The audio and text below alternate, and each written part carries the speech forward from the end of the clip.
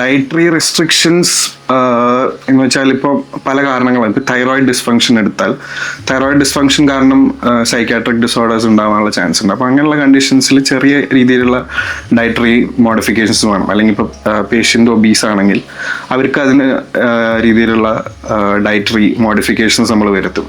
പിന്നെ basically simple ഫുഡാണ് കൊടുക്കാറ്, ഒരുപാട് സ്പൈസസ് അങ്ങനത്തെ ഒന്നും കൊടുക്കാറില്ല. കാരണം അത് ചില കണ്ടീഷൻസ്, ഇപ്പോൾ നമ്മൾ ത്രിദോഷങ്ങൾ പറയുമ്പോൾ വാതപിത്ത കഫം എന്ന് പറഞ്ഞിട്ട് 3 ദോഷങ്ങളാണുള്ളത്. അതിൽ ഇപ്പോൾ ചില കണ്ടീഷൻസ്, ചില സൈക്കാട്രിക് കണ്ടീഷൻസ് ചില ദോഷങ്ങളുടെ പ്രിഡോമിനൻസ് കാരണമാണ് ഉണ്ടാവുക.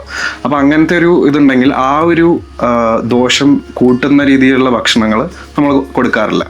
ഇപ്പോൾ അതിപ്പോൾ ഡിപ്രഷൻ എന്ന് പറഞ്ഞൊരു അവസ്ഥയാണെങ്കിൽ നമ്മൾ വിഷാദരോഗം എന്നാണ് കൺസിഡർ ചെയ്യുക. അപ്പോൾ അതൊരു വാതജവും കഫജവുമായിട്ടുള്ളൊരു ഡിസോർഡറാണ്.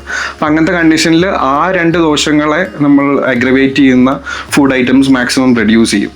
അപ്പോൾ ഒരു നോർമൽ പ്ലെയിൻ ഡയറ്റിലാണ് അവർ, അതിനനുസരിച്ചുള്ള ഡയറ്റിലാണ് നമ്മൾ സ്റ്റിക്ക് ചെയ്യുക. ഇപ്പോൾ ആങ്കർ ഔട്ട് ബേഴ്സ് അല്ലെങ്കിൽ ഇപ്പോൾ ഒരു ഇറിറ്റേഷൻ ഒക്കെ കൂടുതലുള്ള ഒരു പേഷ്യൻ്റ് ആണെന്ന് വിചാരിച്ചാൽ, അപ്പോൾ അവിടെ നമുക്കിപ്പോൾ ഒരു പിത്തവും വാദവും അഗ്രവേറ്റ് ആയിട്ടുള്ള ഒരു കണ്ടീഷനാണ്. അപ്പോൾ അങ്ങനത്തെ അവസ്ഥയിൽ അവർക്ക് അതിനോട് യോജിച്ച ഒരു ഡയറ്റാണ് നമ്മൾ യൂഷ്വലി കൊടുക്കാറ്.